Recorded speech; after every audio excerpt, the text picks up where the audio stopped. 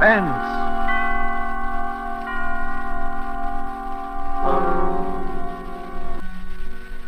This is the Man in Black, here to introduce this weekly half hour of Suspense.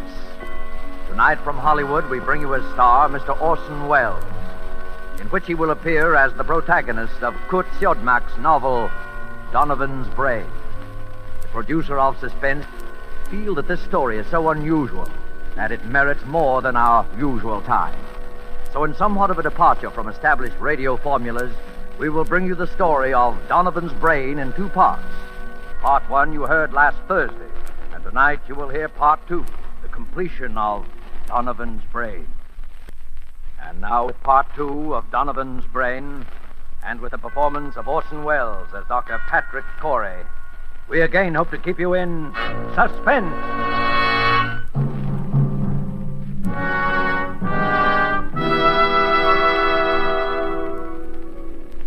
As I sit now outside my laboratory door, writing under the heading Experiment 87 this final entry in my casebook, I know that these are the last words I shall ever write upon this earth. For those who seek some explanation, I refer them simply to this casebook. Let them read it carefully. Perhaps they may then in some measure understand, if not condone, the awful circumstances under which I have been driven to the most appalling crime against God and nature that it has ever been the fate of mortal man to perpetrate.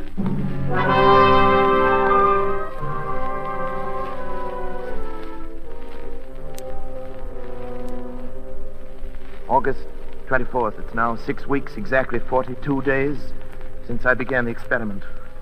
For 6 weeks, by artificial means alone, I've kept alive a human brain, completely detached from the body, floating in a bath of serum, nourished by a synthetic blood plasma fed through its arteries by an electric pump. It has remained alive. Not only alive, but I have succeeded in communicating with it. For I've even induced new growth of brain cells and so tremendously increased its mental faculties that by sheer brain power alone, it has actually been able to communicate its thoughts to me. And each day, my communion with that living, pulsing mass of gray matter that was the brain of William Donovan becomes stronger and stronger. Even now I sense it striving to reveal some plan to me, something so truly world-shaking in its implications that only such an organism, developed to a point thousands of years ahead of its time, could ever have conceived it. So far I sense this only, but soon I shall know. Indeed, I shall be partner in its execution. What a fool I was ever to have considered for a moment my wife's demand that I end the experiment. It's because I refused, of course, that Janice left me a week ago without so much as a word of explanation or farewell. Even my son David and my assistant Schrott are privy to this conspiracy to thwart me, for when I ask about Janice, they pretend to know nothing, or they seek to avoid my questions. But the brain will live. Yes, I can hear it now. Its delta waves quite audible over the amplifying system I've arranged for it. Almost as though it were calling to me, trying to speak to me. The brain will live.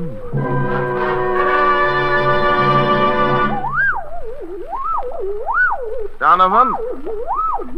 What is it? What are you trying to tell me? Go on, Donovan. I'm listening. Go on. Go on. Go.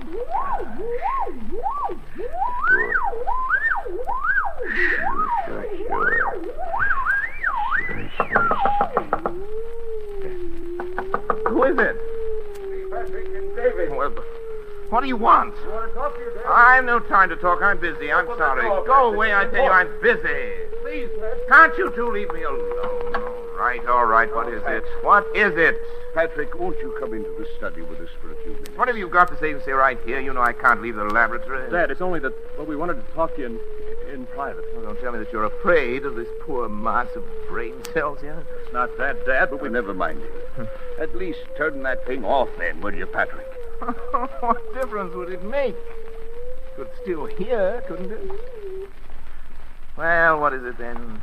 Well, it's about Mother. So, she put you up to this, did she? I thought the truth would come out sometime. Dad, listen. She's tried to stop this experiment from the beginning. She thought she could blackmail me into quitting by leaving me, and she still does. Now she's using you as a go-between. Now, Patrick, true, listen I've a minute, heard won't you? enough. We haven't heard a word from Janice. We don't even know where she is. That's what we've come to talk to you about. Oh, have you? Well, how could I know where she is? Well, because You were the last person seen with her, Dad. I was.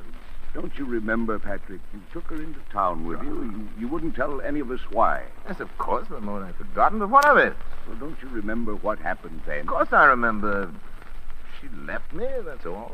Where, Dad? Where did she leave you? Well, What were you doing? I don't know. We were in some big public building, City Hall, courthouse, taxis or something. Next thing I knew, she'd simply disappeared. Is that all? Didn't Yes. she say anything? Didn't she at least tell you why she was going? I remember what she said. It's been a week or more. I've hardly slept. You know, I've been working night and day. Yes, that's just it. What do you mean by that? Patrick, you say this. The brain communicates with you, tells you yes. things about his past life, suggests thoughts. Yes, Well, if the yes. brain can make you think of things, mightn't it also be able to make you forget things? You're out of your mind. Dad, are you sure? Are you sure you don't know what's happened to Mother? No, I tell you, no, I But don't Patrick, know. don't you see what you might have done? What? In heaven's name, stop now while there's still time. Get out of here. While there's still time to help Janice, if there is. While there's still time to help yourself. Shut off the current. Let Get the brain out. die. Kill it, Patrick. Kill it. Get out, both of you. Get out. Get out.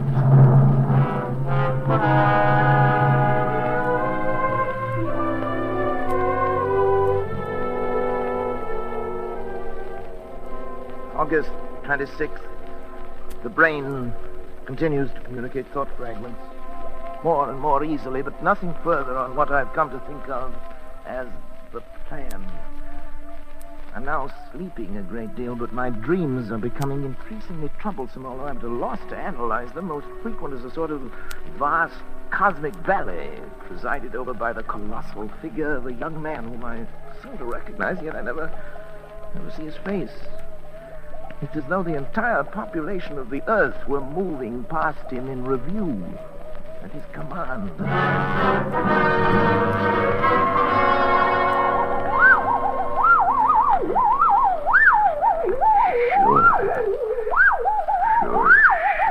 Sure. Now. Do it now. Sure, now. Help me, someone! Trot! Dad, let go, Dad. David! Had to, Dad. Never mind now. Here, help me with Trot. He's fainted. No, David, don't let him. It's all right now. Here's a glass of water. What's the matter? You're trembling all over. You're looking I at me can't. that way for you. Look how frightened after death. Dad, you... What happened here anyway? I came and found you on the floor with your hands around your own throat.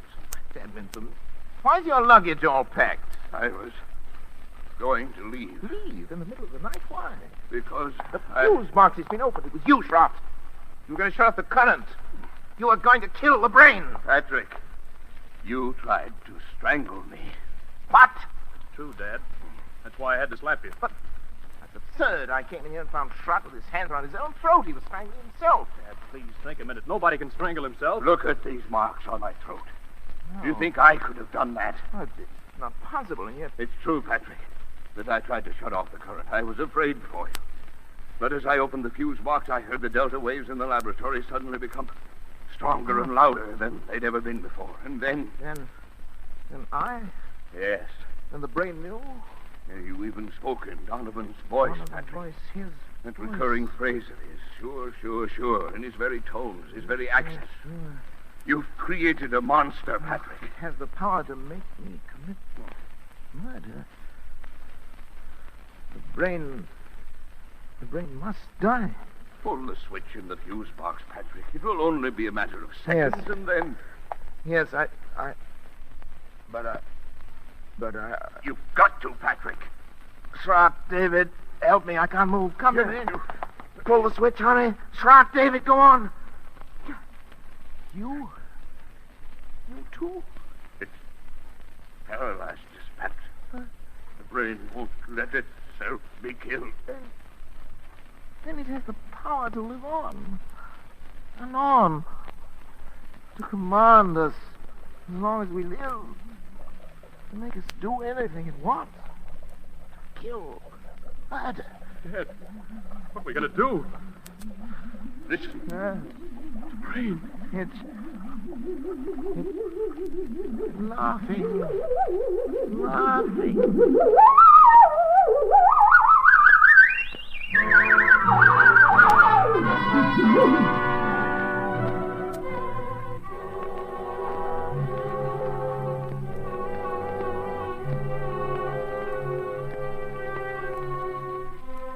September 7th.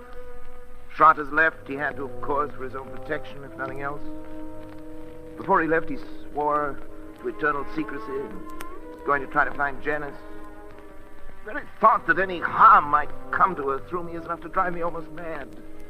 As for David, although he's strong enough to prevent any untoward accidents, I don't know. He's volunteered to stay with me.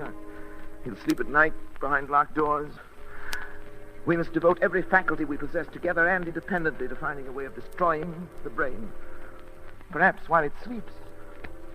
Although it seems to have developed tremendous powers of the subconscious which operate even in sleep. The recurring dream, the now oppressive sense of some further task to be performed continues. If Janice were only here, even her presence, I know, would help immeasurably to combat this fearful thing. Terrible thought crosses my mind. Could Trot have left if the brain had not, for some reasons of its own, actually wanted him to leave?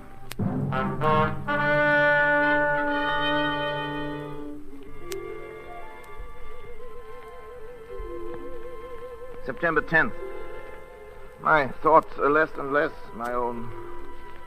The dream of the young giant bestriding the earth, the figure without a face, pursues me now, even in my waking hours. Increasingly, I seem to live in a world of evil fantasy, peopled and controlled by the mind of William Donovan.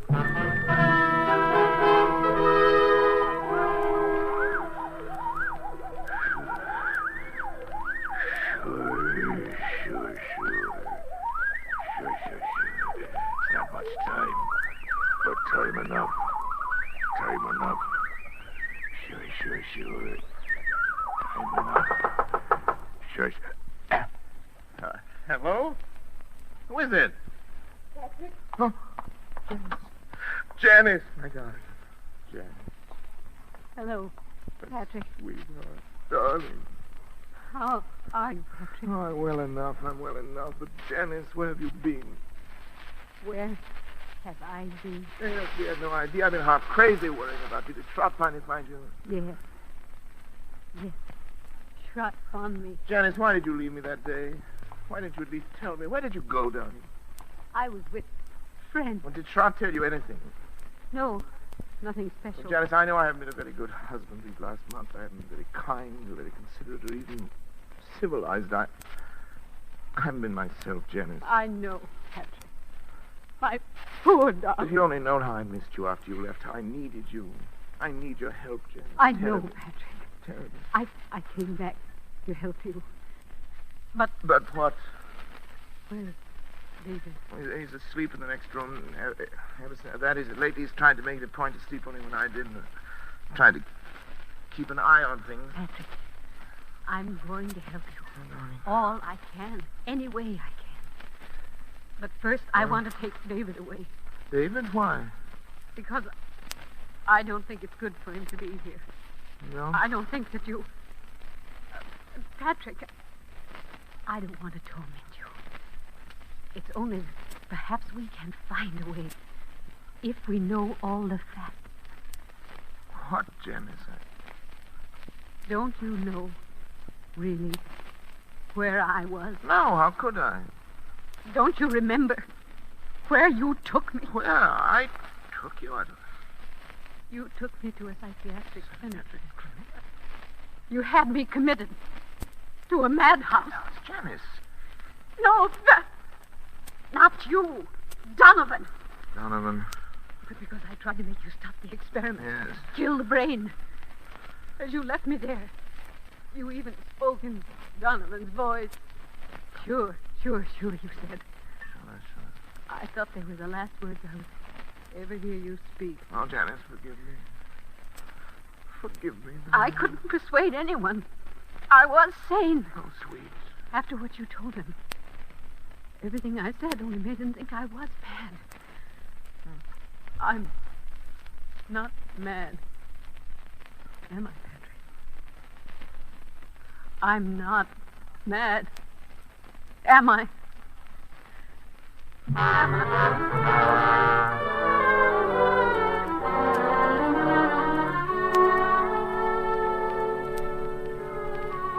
Janice will be gone for some 3 hours. I've sent her into town for Dr. Zanger, the psychiatrist.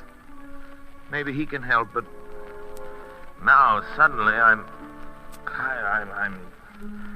overcome with the thought of the humiliation I shall have to suffer when other medical men become aware of the position I'm in. It'll be the end of my career, my reputation, all my hopes. Folly to think that Zanger would keep it to himself. Indeed, he'd have no right to. I can bear it if I must, but another way, a possibility occurs to me, and I've been thinking it over. There's no harm in trying it in any event. I must try. I have 3 hours.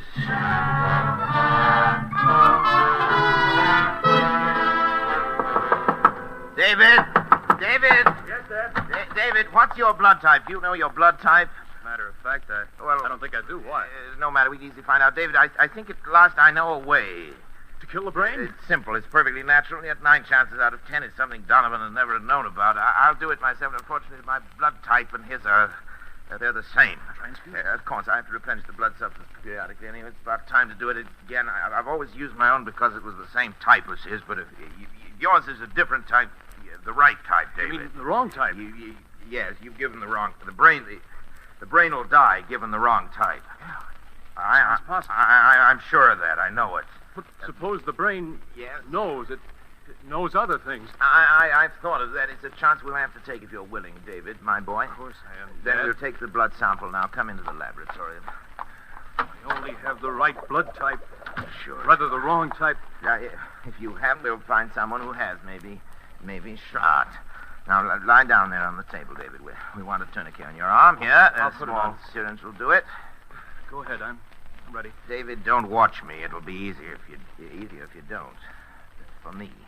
It's a funny one, coming from you. Well, doctors are never quite as steady with members of their own family, you know. Ready?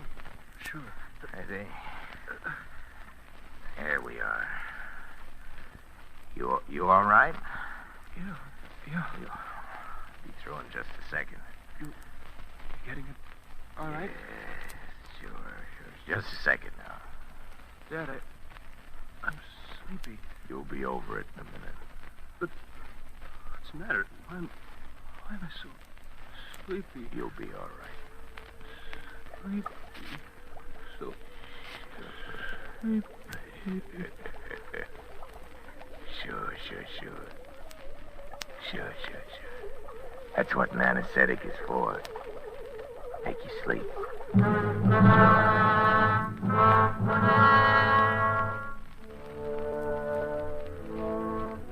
I was somewhat surprised to find the instruments sterilized, already laid out, but I worked more rapidly and skillfully than ever before in my life, I think. I made an incision just below the hairline, laying back the scalp as far as the base of the skull.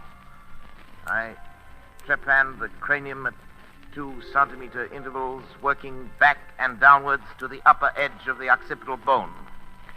With the Geely saw, I cut through the connecting bone structure and removed the entire top of the cranium, placing it in saline solution to preserve it. I made a semicircular incision in the dura mater, laying it to one side, exposing the brain.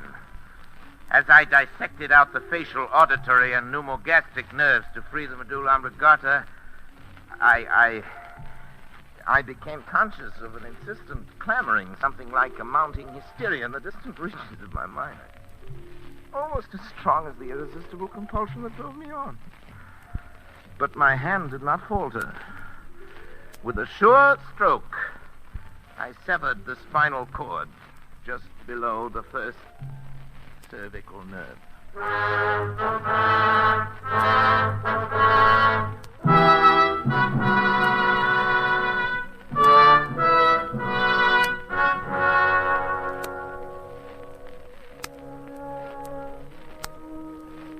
As I make this last entry with that awful guilt upon my soul, even now I cannot fully comprehend how it has been possible for any man, by mortal or immortal means, to be driven to such a crime. Even the divinity himself did not demand of Abraham that final sacrifice of expiation. When he, with his only begotten son, ascended the Mount of Olives. Perhaps Schrott is right. Perhaps there is indeed in man some spark of the divine that will elude our test tubes and our laboratories until the end of time. Perhaps that is the one thing that even Donovan did not foresee. I only know that at the instant my son died under my own hand, I was set free. At that instant, I saw and understood for the first time that monstrous plan born in the brain of William Donovan, of which I was to be the instrument. It was the plan I had glimpsed but never grasped in the recurring dream. Donovan did aspire to the domination of the world. And with those tremendous mental faculties that I myself had given him, it was literally within his power to become the absolute ruler of all mankind. Only one thing was lacking, a body, a young, strong body into which those ever-growing brain cells could graft and affix themselves to live on, and on perhaps for centuries. He chose the body of my son, and now, my son, at last too late. I am free to destroy this foul thing of my creation. I know it as surely as I know that my own life must be forfeit.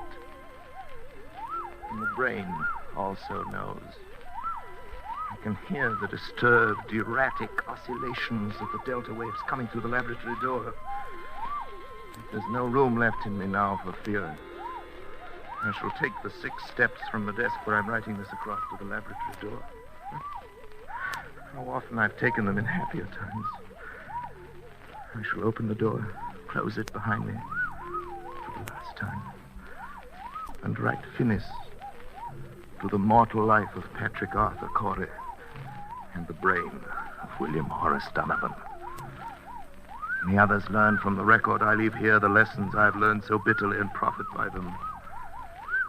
And for the things that I have done, may God have mercy on my soul.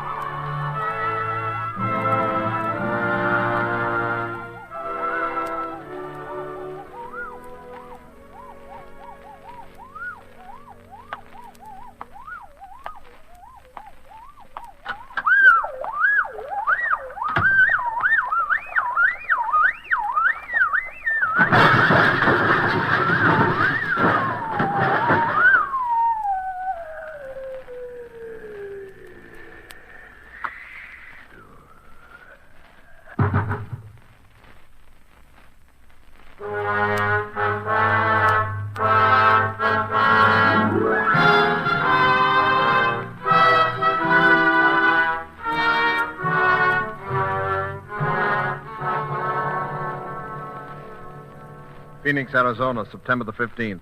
The bodies of Dr. Patrick Arthur Corey and his son David were found in Dr. Corey's own laboratory early today. Young Corey had apparently died on the operating table as a result of a delicate brain operation performed by his father. In the case of Dr. Corey, medical authorities gave as their opinion that he might have died of shock as a result of the unsuccessful operation on his son. A curious feature of the case was the fact that numerous pieces of tissue identified as being from a human brain were found scattered about the laboratory floor, while a larger section of brain was found in the midst of an elaborate apparatus, evidently part of a scientific experiment. Medical authorities stated, however, that they were unable to explain the nature of the apparatus, and that the brain itself was in such a state of decomposition as to indicate that it had been dead and slowly decaying for at least 3 months. Dr. Corey is survived by his wife, Janice. She was committed to the county asylum for the insane late this afternoon. The burial of Dr. Corey will be at the Mount of Olives Cemetery.